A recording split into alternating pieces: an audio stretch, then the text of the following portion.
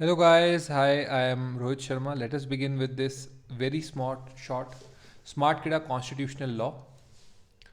So in this we will deal with all the polity, all kinds of constitution that can come in various bank exams, law exams, as well as various other small exams like PULLB, DULLB, etc. So this lecture is very important for multitude of people. This is a very basic lecture, but it covers all the things that are required. So, what is a constitution? A constitution means a document having a special legal sanctity which sets out the framework and principal functions of the government. Constitution of a country gives an idea about the basic structure of the political system under which its peoples are to be governed. So basically constitution है क्या? Constitution वो document है जिसकी एक special legal entity है.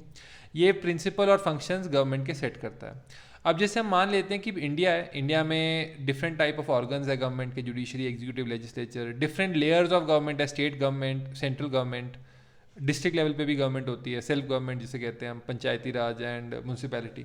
तो ये सब लोग तभी गवर्न हो सकते हैं जब एक रिटन कॉन्स्टिट्यूशन हो, क्योंकि अदरवाइज पावर्स जो हैं वो इंटरलैप कर जाएंगी. तो ये इंटरलैप ना हो इसके लिए एक कॉन्स्टिट्यूशन होता है.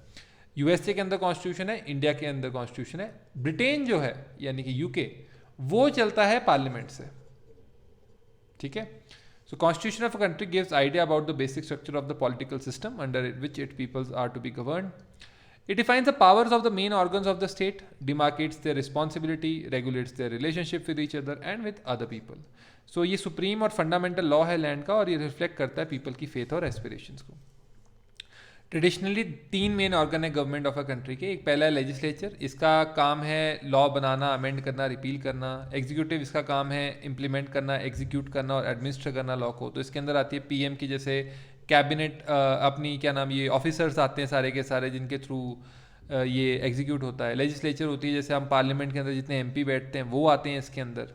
जुडिशरी के अंदर आते हैं वो जिनका काम है इंटरप्रेट करना और एनफोर्स करना लॉ को एज इट इज़, राइट. तो ये जो है एडमिनिस्टर करते हैं जस्टिस.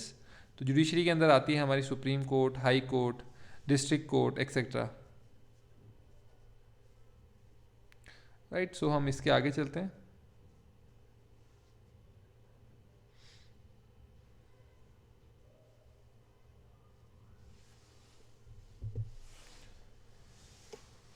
नाउ लेट अस गो.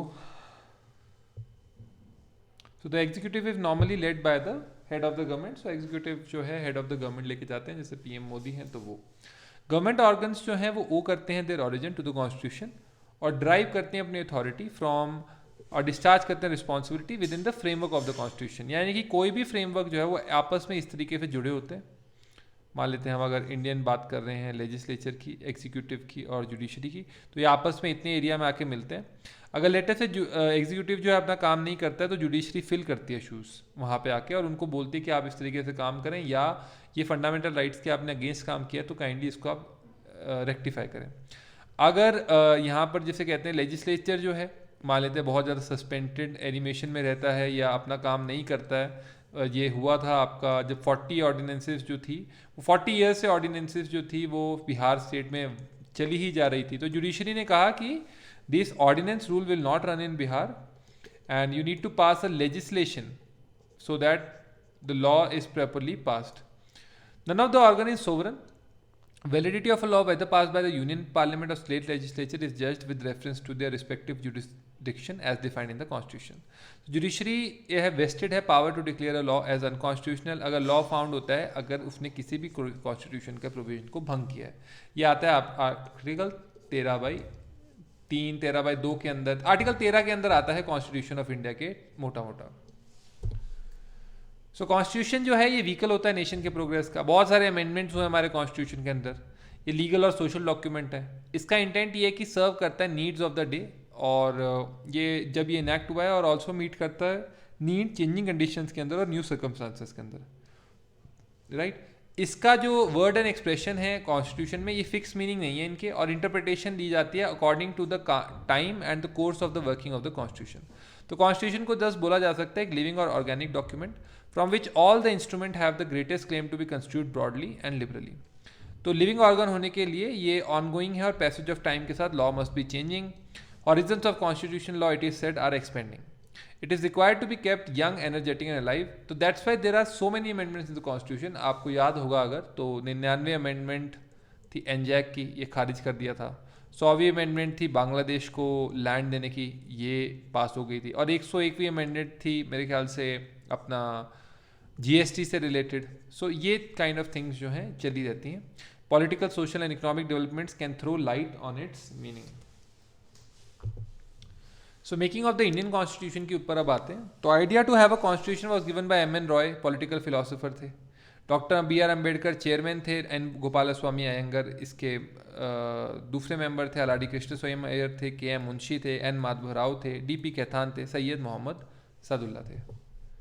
तो ये पास हुआ था 26 नवंबर 1949 को. Last session of the assembly held हुई थी 26 जनवरी 1950 को, जहाँ पे यूनानिमस से इलेक्ट किया गया था कि राजेंद्र प्रसाद जी जो है वो प्रेसिडेंट ऑफ इंडिया बनेंगे.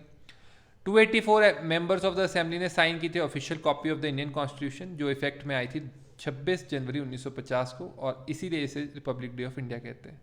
क्योंकि कॉन्स्टिट्यूशन हमें 26 नवंबर को मिला है तो इसे हम लॉ डे के रूप में बनाते हैं. राइट.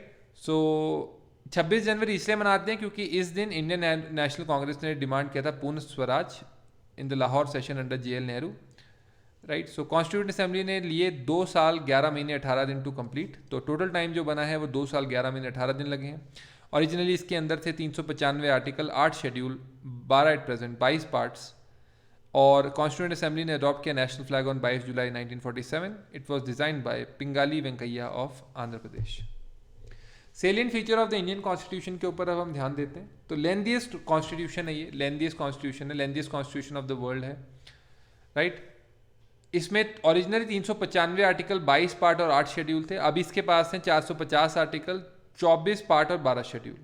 तो ये बल्कि साइज ऑफ कॉन्स्टिट्यूशन के कारण है geographical factor. Vastness of the country बहुत ज़्यादा है, उसकी डाइवर्सिटी बहुत ज़्यादा है. Historical factors, government of India act of 1935 which was बल्कि, single constitution for both centre and state except Jammu and Kashmir, dominance of the legal luminaries in the constituent assembly. Derived from different sources. तो Constitution of India can be divided into 3 basic parts: structural, political और philosophical. तो structural part of the Constitution large extent में derive होता है Government of India Act 1935 से. Philosophical part of the Constitution derive होता है inspiration from the American and Irish Constitution. Political part of the Constitution जो है वो है principle of cabinet government, leadership of prime minister, bicameralism. तो ये bicameralism का मतलब है, यहाँ पे स्पेलिंग गलत लिखे, बाइकैमरलिज्म का मतलब है कि 2 हाउसेस होते हैं. यानी कि हमारे पास जो लोकसभा और राज्यसभा जो है वो बाइकैमरलिज्म का प्रतीक है. Relationship between legislature and executive ये डिराइव किया हमने कॉन्स्टिट्यूशन ऑफ यूके से. अदर प्रोविजन जो कॉन्स्टिट्यूशन के हमने डिराइव किए हैं वो कनाडा, ऑस्ट्रेलिया, जर्मनी, अफ्रीका और रशिया से डिराइव किए. इंडिया के जो कॉन्स्टिट्यूशन है उसमें blend of rigidity and flexibility है. इंडियन कॉन्स्टिट्यूशन पार्टली फ्लेक्सिबल है और पार्टली रिजिड है. कुछ इसके पार्ट जो है सिंपल मेजोरिटी से अमेंड हो सकते हैं, लेकिन कुछ पार्ट्स के लिए स्पेशल मेजोरिटी ज़रूरी है. यानी कि स्पेशल मेजोरिटी ज़रूरी है. Right. Federal in form and unitary in spirit है. तो कॉन्स्टिट्यूशन ऑफ इंडिया जो है फेडरल सिस्टम ऑफ गवर्नमेंट लेके आते हैं. Federal means division of power between centre and state. तो अगर आप देख सकते हैं कि सेंटर के पास अपनी पावर है, लेटर से पेट्रोल कह रहा हूँ, आपके जो पर्सनल टैक्सेस हैं, आपके रेलवेज हैं, वो कैसे चलेंगी. उसी प्रकार स्टेट के पास अपने हैं, उनकी स्टैम्प ड्यूटी क्या होगी लैंड टैक्सेस पे, उनकी जो भी लैंड से रिलेटेड लॉज हैं वो क्या होंगे. तो इस स्टेट के पास, स्टेट के पुलिस किसके कैसे कंट्रोल होगी. तो ये जो सारी चीज़ें फेडरल गवर्नमेंट के अंदर है. So unitary form means when centre is strong. In India there is formal division of power between centre and state. Right. ये आप देख सकते हैं. इंडियन कॉन्स्टिट्यूशन ऑल्सो कंटेन करता है लार्ज नंबर ऑफ यूनिटरी और non federal feature via strong centre, single constitution, single citizenship. Right. integrated judiciary, appointment of state governor by center, all India services, emergency provisions and so on. Parliamentary form of government. So the Constitution of India has opted for British parliamentary system of government rather than American presidential system of government. Parliamentary system is based on the principle of cooperation and coordination between legislature and executive organs, while presidential system is based on the doctrine of separation of power among the 3 organs. So Indian parliament system जो है largely based in British pattern, और इसमें fundamental differences हैं between 2. For example Indian parliament sovereign body नहीं है like the British parliament. Further Indian state का जो head है वो इलेक्टेड है, जबकि ब्रिटिश स्टेट का हेड जो है वो हेरिडिटरी है, यानी कि क्वीन. तो ये मोनार्की है उनकी वहाँ पे. इंडियन कॉन्स्टिट्यूशन ने अडॉप्ट किया है parliamentary sovereignty and judicial supremacy. तो ब्रिटिश पार्लियामेंट देखो पूरी तरह सोवरन है, वो सब कुछ कर सकती है. और इंडियन कॉन्स्टिट्यूशन ने सिंथेसिस लिया है सबका। So Indian parliament sovereign law making body है, बट इंडियन जुडिशरी के पास पावर है कि वो जुडिशियल रिव्यू के थ्रू कोई भी रिव्यू कर सकती है अगर लेजिस्लेचर ने कुछ ऐसा बनाया है जो फंडामेंटल राइट्स के या basic structure of the constitution के अगेंस्ट है। इंडियन कॉन्स्टिट्यूशन एक सिंगल यूनिफाइड इंटीग्रेटेड और इंडिपेंडेंट जुडिशरी की मांग रखता है, यानी कि अगर जुडिशरी में हम जाते हैं तो पहले सुप्रीम कोर्ट है, फिर हाई कोर्ट आते हैं उसके नीचे, फिर डिस्ट्रिक्ट कोर्ट आते हैं, लास्ट में आता है JMIC यानी कि judicial magistrate first class. Fundamental rights की बात करें तो part 3 of the constitution guarantee करता है fundamental right to all citizens, right to equality ये आता है 14 से 18, राइट टू फ्रीडम 19 से 22, राइट अगेंस्ट एक्सप्लॉयटेशन 23 से 24, इसमें बेगार लेबर के ऊपर बातचीत है, बच्चों के लेबर से रिलेटेड बातचीत है कि आप हैजार्डस इंडस्ट्रीज में बच्चों को नहीं एम्प्लॉय करेंगे। Right to freedom of religion article 25 से 28 और कल्चरल एजुकेशन राइट 29 से 30, right to constitutional remedies article 32 ये उससे डील करता है कि आप कोर्ट जा सकते हैं अगर आपके फंडामेंटल राइट्स को हनन किया गया। तो राइट टू प्रॉपर्टी रिपील्ड है, now no more of fundamental right है, इसे 301 के अंदर अब एक लीगल राइट के रूप में देखा जाता है। Directive principle of state policy की बात करते हैं तो पार्ट आर्टिकल 365 कंटेन करता है directive principle of state policy यानी कि 36 टू 51। ये डायरेक्शन इंस्ट्रक्शन है टू सक्सेसिव गवर्नमेंट्स कि कैसे आप सरकार को चलाएंगे, राइट। तो इसके अंदर बेसिकली आपको दी जाती हैं सरकार को, जो founding father of the constitution है उन्होंने गाइडलाइंस रखी हैं कि ओके सबको इक्वल जस्टिस इक्वल पे होगा, फ्री लीगल एड का कंसेप्ट है इसके अंदर, कोऑपरेटिव सोसाइटीज़ का इंटरेस्ट अब डाला गया है, पर्यावरण को बचाएंगे, इंटरनेशनल पीस एंड सिक्योरिटी के लिए जाएंगे, something of that sort is given. लेकिन ये सिर्फ डायरेक्टिव है, ये जस्टिसिएबल नहीं है, यानी कि जैसे आप कोर्ट के अंदर जा सकते थे आर्टिकल 32 के लिए, वैसे आप directive principle of state policy को एनफोर्स कराने के लिए कहीं पे नहीं जा सकते। Though they are guiding but they are not justiciable, यानी कि अगर किसी स्टेट ने नहीं किया मान लेते हैं तो आप वहाँ पे ये नहीं बोल सकते कि यहाँ पे मेरे फंडामेंटल राइट्स का हनन हो रहा है, राइट। तो जैसे हम देख सकते हैं कि यूनिफॉर्म सिविल कोड है अंडर आर्टिकल 44, तो इसका एनेक्टमेंट नहीं किया सरकारों ने, क्योंकि इसका मतलब ये है कि पॉलिटिकल पोजीशंस और आपके पॉलिटिकल गेन्स इतने ज़्यादा हैं कि आप भारत को एक लॉ के अंदर भी नहीं पिरो पाए हैं। फंडामेंटल ड्यूटीज़ की बात करें तो फंडामेंटल ड्यूटीज़ इनकॉर्पोरेट हुई थी 42nd अमेंडमेंट एक्ट 1976 से, ये पार्ट 4 थे में पार्ट 51A में आती हैं। पहले 10 फंडामेंटल ड्यूटी थी, अब 11 फंडामेंटल ड्यूटीज़ हैं जो इनकॉर्पोरेट हुई हैं 86वें अमेंडमेंट एक्ट 2002 से। फंडामेंटल ड्यूटी है पेरेंट या गार्डियन की to impart non compulsory education to children between the age of 6 to 14 years old. So constitution of India declare करता है इंडिया को सेकुलर स्टेट, और प्रेम्बल और आर्टिकल में वर्ड सेकुलरिज्म कहीं पे भी नहीं है प्रेम्बल में ऑन द आउटसेट, बट ये इनकॉर्पोरेट हुआ था 42वें अमेंडमेंट 1976 से। सो ये आप देख सकते हैं। यूनिवर्सल एडल्ट फ्रेंचाइजी दी है आपने और सिंगल सिटीजनशिप दी है, यानी कि यूनिवर्सल एडल्ट फ्रेंचाइजी ये है कि 18 साल के बाद जो लोग हैं वो वोट कर सकते हैं। 18 साल पे रिड्यूस की गई थी 21 साल से बाय 61st कॉन्स्टिट्यूशनल अमेंडमेंट में इन 1989। सिंगल सिटीजनशिप की बात करें तो इंडियन कॉन्स्टिट्यूशन फेडरल है और एनविसाज करता है dual polity, it provides for a single citizenship that is Indian citizenship. दो अब OCI कार्ड होल्डर्स के थ्रू आप ओवरसीज सिटीजनशिप ऑफ इंडिया भी ले सकते हैं। तो इंडिपेंडेंट बॉडीज़ हैं, जैसे हमारे कॉन्स्टिट्यूशन के अंदर इलेक्शन कमीशन है जो इलेक्शन कराती है, कैग है जो ऑडिट करता है पब्लिक सरकारी विभागों को, यूनियन पब्लिक सर्विस कमीशन है जो अपॉइंट करती है सरकारी अफसरों को, स्टेट पब्लिक सर्विस कमीशन है जो अपॉइंट करती है स्टेट पब्लिक अफसरों को। 3 टियर गवर्नमेंट है, तो ओरिजिनली जो इंडियन कॉन्स्टिट्यूशन है वो प्रोवाइड किया था उसने dual polity centre and states, but through 73rd and 74th amendment 3rd tier of governance rural and urban local self government has been introduced.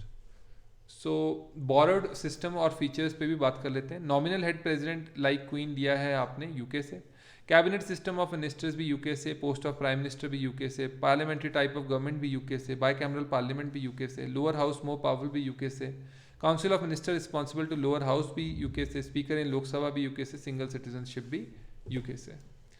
From US आपने लिया है written constitution, executive head of state known as president and is being the supreme commander of armed forces, vice president as the ex officio chairman of Rajya Sabha. Ex officio chairman का मतलब है कि bye virtue of his office. Fundamental rights आपने US से लिए हैं bill of rights के रूप में, supreme court, provision of states, independence of judiciary and judicial review भी आपने वहीं से लिया, ड्यू प्रोसेस का प्रोसेस, प्रेम्बल आपने का कॉन्सेप्ट आपने वहीं से लिया, और removal of supreme court and high court जजेस भी आपने वहीं से लिए हैं। यूएसएसआर से आपने ली फंडामेंटल ड्यूटीज़ और 5 ईयर प्लान। ऑस्ट्रेलिया से आपने ली कंकरेंट लिस्ट, यानी कि जिस पर स्टेट और सेंटर दोनों लेजिस्लेट कर सकते हैं। लैंग्वेज ऑफ द प्रियम्बल भी आपने ऑस्ट्रेलिया से ली. Provision regarding trade commerce and intercourse 301 के अंदर आगे से आता है, तो ये भी आपने ऑस्ट्रेलिया से लिया, आर्टिकल 301. जापान से लिया आपने कि law on which the supreme court functions also procedure established by law. Weimar constitution से आपने लिया suspension of fundamental rights during emergency. South Africa से लिया आपने कॉन्स्टिट्यूशनल अमेंडमेंट एक्ट कैसे करना है. कनाडा से लिया scheme of federation with strong centre और distribution of powers between centre and states and placing residuary powers with the centre. Ireland से आपने लिया concept of directive principle of state policy, और आयरलैंड ने बोरो किया था इसे स्पेन से. Method of election of president, nomination of members in the Rajya Sabha by the president. Schedule in the constitution की अगर बात करें तो पहले शेड्यूल के अंदर आते हैं list of states and union territory. Second schedule के अंदर आते हैं salary of president, governor, chief justice, chief जजेस, जजेस of the high court, supreme court, CAG. Third schedule में आता है form on oath and affirmations. Fourth schedule में आता है allocation for each state in India in Rajya Sabha, administration and control of schedule areas and tribes, provision of administration of tribal areas in Assam, Meghalaya, Tripura, Mizoram and Arunachal Pradesh. Seventh schedule के अंदर आता है union list, इसमें divided है subjects, state list, concurrent list. Right, तो state जैसे मान लेते हैं पुलिस पे कर सकता है, स्टेट लॉस पे कर सकता है, लैंड लॉस पे कर सकता है, तो उस पर स्टेट कर सकता है, तो ये सब्जेक्ट है अलग से. यूनियन लिस्ट के अंदर सेंट्रल गवर्नमेंट के 99 सब्जेक्ट आते हैं, जैसे एटॉमिक पावर हो गया, उसके अलावा इंडियन आर्मी हो गया, डिफेंस हो गया, something like that, foreign affairs हो गए. तो 8 शेड्यूल के अंदर हम देख सकते हैं 22 लैंग्वेजेस आती हैं कॉन्स्टिट्यूशन की. असमीज, गुजराती, कन्नड़ा, कोंकणी, मनुपरी, नेपाली, पंजाबी, सिंधी, तेलुगु, संतली, मैथिली, बंगाली, हिंदी, कश्मीरी, मलयालम, मराठी, ओडिया, संस्कृत, तमिल, उर्दू, बोडो और डोगरी.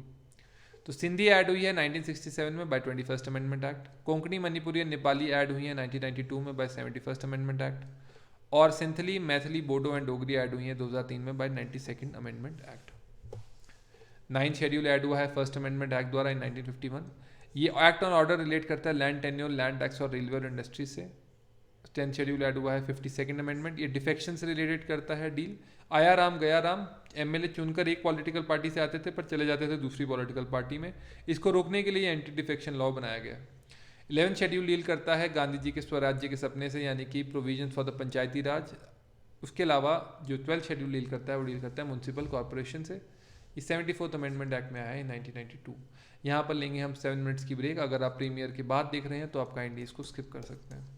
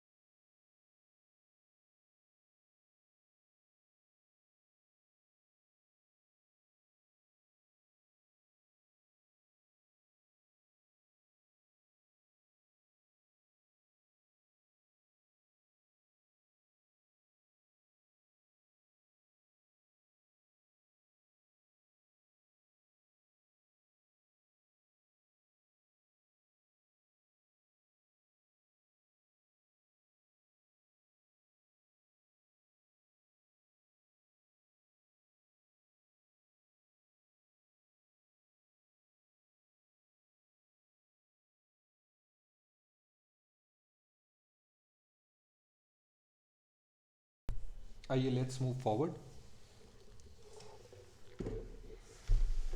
सो constitution at a glance through articles के थ्रू चलें आगे तो देखते हैं हम कि name and the territory of the union, formation of new states and alteration of areas, boundaries and name of existing state, ये थर्ड आर्टिकल में आता है. पहले आर्टिकल में आता है इंडिया, उसकी भारत, उसकी टेरिटरी में क्या क्या है, कैटेगरी में क्या क्या है.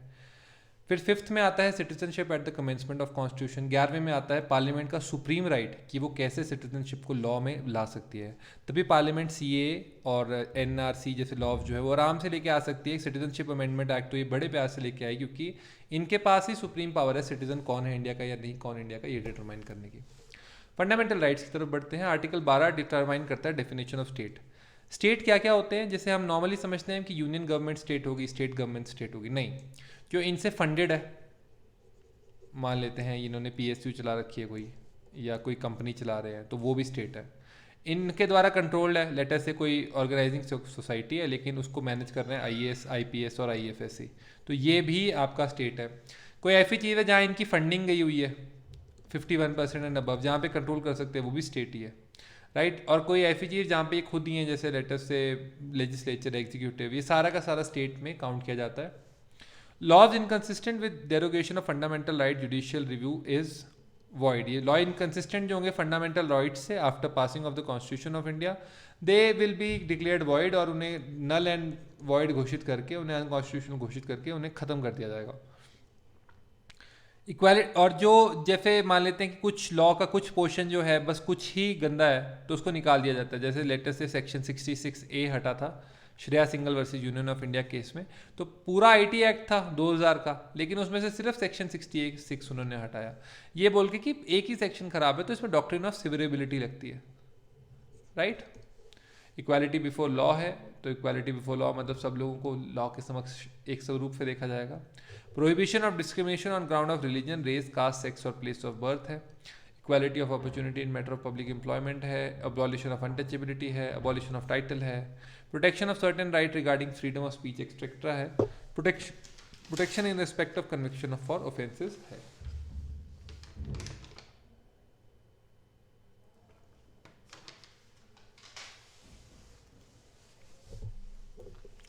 Protection of life and personal liberty है. राइट टू एलिमेंट्री एजुकेशन है अंडर आर्टिकल 21 है. ये 86वें अमेंडमेंट से ऐड हुआ है दिस वन. ये 86 अमेंडमेंट जो है ये इसके अंदर ऐड हुआ है. Protection of life and personal liberty. Protection against arrest and detention in certain cases, यही वो आर्टिकल है जो कहता है कि 24 घंटे के अंदर अंदर आपको पेश करना है. Prohibition of traffic in human being and enforced labour है. Prohibition of employment children in factories etcetera. Freedom of conscience, freedom, free profession, practice and propagation of religion है. Freedom to manage religious affair है. Freedom to payment of taxes for promotion of any particular religion है, यानी कि tax free होती है आपकी जो आप रिलीजन के लिए दान करते हैं. Freedom to manage religious affair है लेकिन ये मेजॉरिटी कम्युनिटी के लिए सैडली नहीं है बिकॉज सारे जो मंदिर हैं वो हिंदूज़ के वो गवर्नमेंट चलाती है, ये बोल के कि हिंदूज़ को चलाना नहीं आता है तो ये गवर्नमेंट चलाती है. Very sad affairs. और सारे टैक्सेस भी गवर्नमेंट ही रखती है, right. Freedom as to attendance at religious instruction or religious worship in certain educational institution. Protection of interest of minorities. तो राइट ऑफ माइनॉरिटी का to establish and administer in education institutions complete है. वहाँ पर सरकार ज़्यादा दखलंदाजी नहीं कर सकती है एक्सेप्ट कि वो मिनिमम एलिजिबल क्वालिफिकेशन रखें. ये आप देख सकते हैं validation of certain act and regulation, तो इसके अंदर लैंड जमींदारी एक्ट्स हैं majorly. Saving of laws giving effect to directive principle, तो इसमें डायरेक्टिव प्रिंसिपल्स के 39A से C तक एप्लीकेबल होते हैं. इनके ऊपर अगर आप 14 और 19 को अगर ध्वस्त कर रहे हैं, आर्टिकल 14 और 19 अगर कम भी हो रहे हैं और आर्टिकल 39 के वो पार्ट आते हैं तो उनको वैलिड घोषित किया जाता है. Remedy for enforcement of fundamental right including writ, ये 32 के अंदर है. तो रिट कौन कौन से मिलती हैं आपको? Habeas corpus, have the body. अगर कोई बंदा इलीगली डिटेन है तो सुप्रीम कोर्ट में जाते हैं लोग और बोलते हैं कि हमें उस बंदे को देखना है, इसको पेश किया जाए. मैंडेमस है कि मैंडेटरी कमांड देता है कोर्ट की आपको ये काम करना है. सर्श्योरी ये है कि अगर कोई ऑर्डर गलत पास हो गया लोअर कोर्ट द्वारा तो उसे क्वैश कर देते हैं. प्रोहिबिशन ये है कि प्रोहिबिशन में आप जो है पहले ही रोक देते हैं कोई ऑर्डर गलत पास होने से. और को वारंटो ये है कि आप किस अथॉरिटी से इस ऑफिस पर बैठे हैं. तो अगर आप डीसी को पर्थ लिखेंगे कि सर आप मुझे अपनी क्वालिफिकेशन बताइए कि आप किस प्रकार आप डीसी शिमला के रूप में कार्यरत हैं, तो वो अपना यूपीएससी रैंक से लेके कैसे उसे अपॉइंट किया गया उसे वो बताना पड़ेगा. Power of the parliament to modify fundamental right in their application to forces. Restriction on fundamental right where martial law is enforced in any area. Legislation to give effect to some of the provision of fundamental right. So देखिए directive principle of state policy पे चलते हैं. पहला है definition of state. 37 है application of directive principal. 38 है कि state जो है वो सोशल ऑर्डर एक ऐसा लाएगा जिससे प्रमोट होगा वेलफेयर ऑफ पीपल. 39 है कौन कौन से प्रिंसिपल फॉलो होंगे स्टेट द्वारा, यानी equal pay for equal work, सबको समान अधिकार, लाइक दैट. 39A है equal justice and free legal aid. सरकारी वकील आपको मिलते हैं जब आप गरीब होते हैं बहुत ज़्यादा. किसी कोई भी पर्सन अगर गरीब है तो उसे सरकारी वकील सरकारी खर्चे पर मिलता है. ऑर्गेनाइजेशन ऑफ विलेज पंचायत, इसके ऊपर अब एक पूरी अमेंडमेंट आ चुकी है, 73rd अमेंडमेंट. तो ग्राम पंचायत, ग्राम सभा जो हैं आपकी, विलेज पंचायत हैं, ये सारी की सारी इसके अंदर आती हैं. Right to work, to education and to public assistance in certain cases, ये आप देख सकते हैं. तो बेरोजगारी भत्ता कई स्टेट्स के अंदर जो मिलता है वो इसके अंदर मिलता है. हिमाचल प्रदेश के अंदर बेरोजगारी भत्ता देते थे पूर्व CM. Provision for just and human condition for work and maternity relief, तो ये 26 हफ्ते का जो बनाया है आपने लेजिस्लेशन सरकार ने कि 26 हफ्ते की मैटरनिटी लीव होगी, वो इसके अंदर आता है. कंडीशन ऑफ वर्क आता है, जैसे वर्कमैन कंपनसेशन एक्ट है, वर्कमैन्स के लिए जो भी एक्ट्स हैं, लेबर एक्ट्स हैं, वो इसके अंदर आते हैं. Living wage for workers, participation of worker in management of industry, uniform civil code for citizen और provision of early childhood care and education to children below the age of 6 years. Promotion of education and economic interest of scheduled caste, scheduled tribe and other weaker section. Duty of the state to raise level of nutrition and standard of living to improve public health. Organization of agriculture and animal husbandry. Protection and improvement of environment and safeguarding of forests and wildlife. Protection of monument and places of objects of national importance. Separation of judiciary from executive and promotion of international peace and security. तो ये बहुत important है. Fundamental duties पे चलें तो fundamental duties आपको यही कहती हैं कि भारत के झंडे का, भारत की जो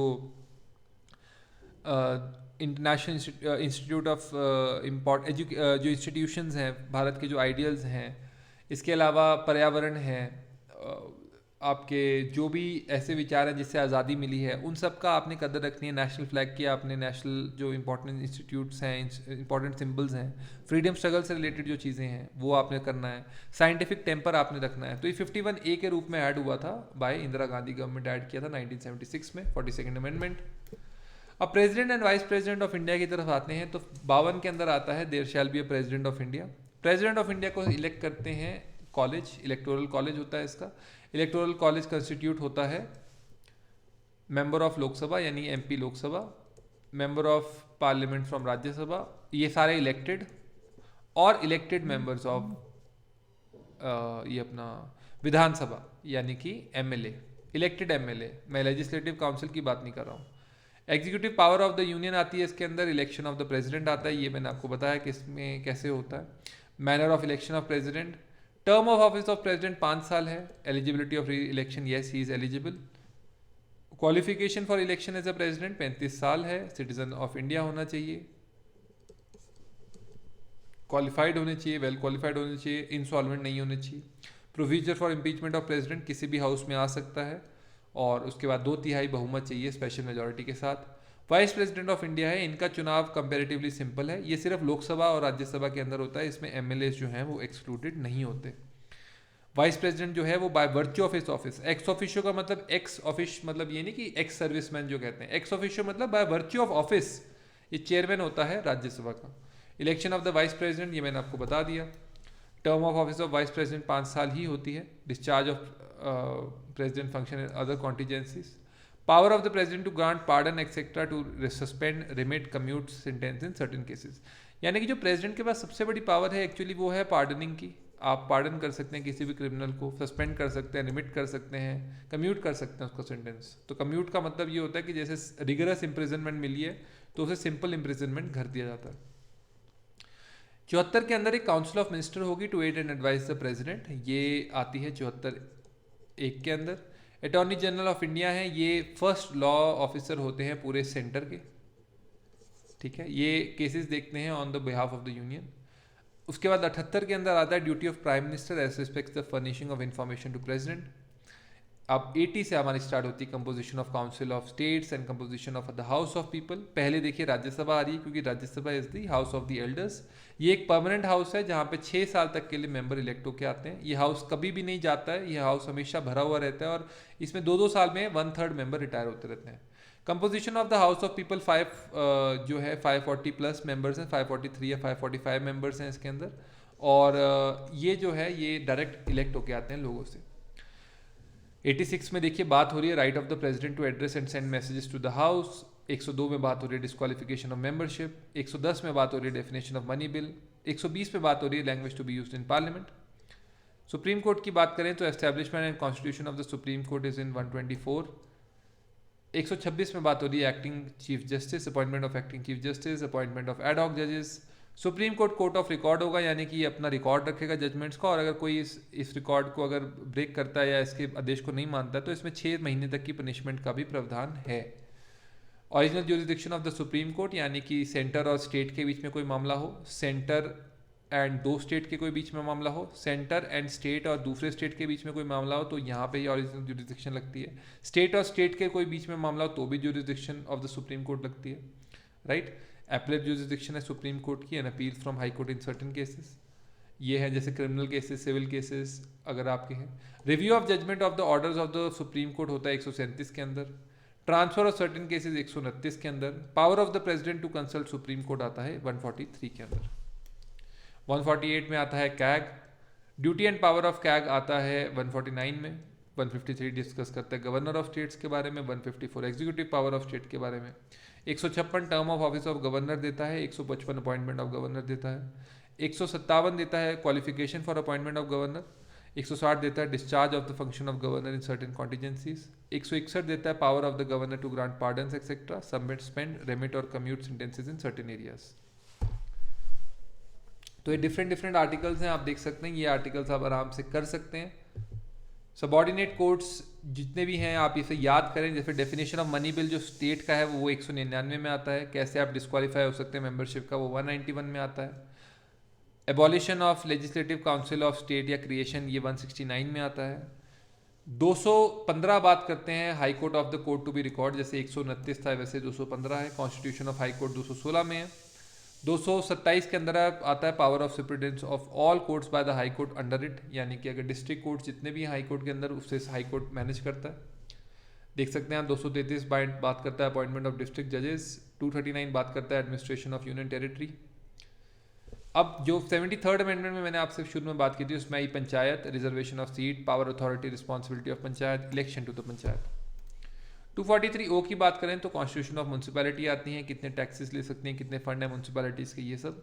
248 बात करता है residuary power of the legislation, right to property. और 300 बात करता है कि पर्सन को डिप्राइव नहीं किया जाएगा property save by the authority of law. 312 बात करता है ऑल इंडिया सर्विसेज पे। 315 बात करता है public service commission of union and states पे। 324 बात करता है इलेक्शन कमीशन पे। 323 है एडमिनिस्ट्रेटिव ट्रिब्यूनल। तो एक केस आया था जिसके अंदर बोला गया था LC Chandra versus union of India, तो उसमें बोला गया था कि एडमिनिस्ट्रेटिव ट्रिब्यूनल से जो 226 के अंदर या 32 के अंदर जुडिशियल रिव्यू की पावर है वो ली नहीं जा सकती। यानी कि अगर एडमिनिस्ट्रेटिव ट्रिब्यूनल का कोई डिसीजन है तो आप जुडिशियल कोर्ट में जा सकते हैं।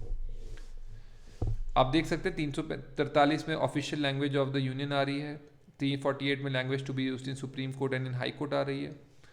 331 बात करता था representation of Anglo Indian community, इनको डिलीट कर दिया गया है, इनको अमेंड कर दिया गया है। नेशनल इमरजेंसी आती है 352 के अंदर। 356 में आती है स्टेट इमरजेंसी। 360 में आती है फाइनेंशियल इमरजेंसी।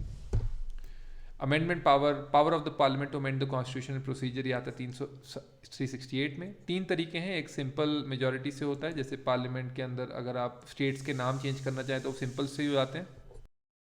दूसरा है स्पेशल मेजॉरिटी, तो इसके अंदर अगर आपने कोई स्पेशल चीज़ करनी है तो उसके अंदर है। और special majority with the ratification of states, अगर आपने कोई ऐसी चीज़ चेंज करनी है जिसमें स्टेट्स को भी फ़र्क पड़ता है, जैसे प्रेसिडेंट का इलेक्शन, क्योंकि प्रेसिडेंट के इलेक्शन में आप देखते हैं MLA भी इन्वॉल्व होते हैं, तो ये उसके अंदर आता है। Temporary provision with respect to J&K 370 के अंदर डील होता है। अब प्रियम्बल की बात करें तो प्रियम्बल रीड करता है we the people of India having solemnly resolve to constitute India into sovereign socialist secular democratic republic, यानी कि भारत को हम संप्रभुता देंगे सोशलिस्ट यानी कि लोगों का भला करने के लिए, सेक्युलर जो कि नहीं हो पाता है सोशलिस्ट में क्योंकि कैपिटलिस्ट कंट्रीज ही परफॉर्म कर रही हैं, सेक्युलर धर्मनिरपेक्ष हैं, डेमोक्रेटिक प्रजातांत्रिक हैं और रिपब्लिक हैं। मेरे ख्याल से ये ऑपोजिट होता है मोनार्की का, यानी कि जहाँ पे इलेक्ट होके आता है पर्सन।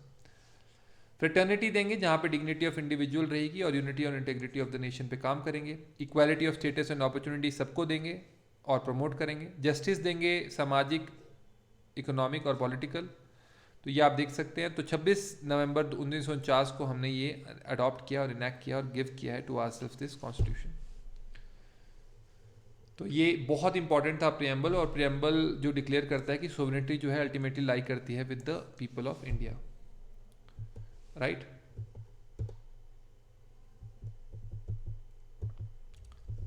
और ये प्रियम्बल डिक्लेयर करता है इंडिया को to be a sovereign socialist secular democratic republic. ये मैंने आपको बता दी है बात। Socialism in Indian context means कि आप इनइक्वालिटीज़ को हटाएंगे और रिसोर्सेज का डिस्ट्रीब्यूशन करेंगे पब्लिक प्लेसेस और पब्लिक ऑफिसेज में। प्रियम्बल डिक्लेयर करता है इंडिया को sovereign socialist secular democratic republic. ये मैंने आपको समझा दिया है अच्छे से। प्रियम्बल डिक्लेयर करता है certain objectives to be achieved, justice, liberty, equality, fraternity. तो ये आप सब चीज़ें जो हैं देख सकते हैं, बहुत ही ईजी हैं। 42वें अमेंडमेंट 1976 से प्रियम्बल को अमेंड किया गया था। Socialist, secular and integrity add की गई थी प्रियम्बल में। Preamble non justiciable in nature है और ये डिक्लेयर किया गया है as a part of the Indian constitution by supreme court in Kesavananda Bharati case. ये नाइदर प्रोवाइड करता है सब्सटेंटिव पावर ना रियल पावर, बट ये बताता है कि किस प्रकार से कॉन्स्टिट्यूशन जो है वो फ्रेमवर्क था इंडियन मेकर्स का। प्रियम्बल कोई भी कॉन्स्टिट्यूशन की स्पेसिफिक प्रोविजन को ओवरराइड नहीं कर सकता है, बट मैंने जैसे पहले बताया आपसे कि आइडियाज़ देता है, राइट। और अगर कोई कन्फ्लिक्ट होता है तो लेटर शैल प्रिवेल, यानी कि अगर कॉन्स्टिट्यूशन और प्रियम्बल में कोई कन्फ्लिक्ट होता है तो जो रिटन प्रोविजन है वो प्रिवेल करती है। यहाँ पर आए दोबारा अगर हम एक बार, तो ऑब्जेक्टिव रेजोल्यूशन प्रपोज किया गया था पंडित नेहरू द्वारा और पास किया था कॉन्स्टिट्यूएंट असेंबली ने। इसमें preamble to the constitution of India आया। प्रियम्बल इंट्रोडक्शन देता है to the constitution of India. ये की है to the mind and maker of the constitution. Significance of preamble lies in the fact कि ये बताता है कि अल्टीमेट सोर्स ऑफ अथॉरिटी क्या है, फॉर्म ऑफ गवर्नमेंट क्या है, फॉर्म ऑफ स्टेट क्या है और ऑब्जेक्टिव्स क्या हैं जो अटेन करने हैं प्रियम्बल ने, राइट। आई गेस ये एक शॉर्ट इन्फॉर्मेशन के लिए काफ़ी था। Constitution in 1 lecture 1 hour. Thank you very much.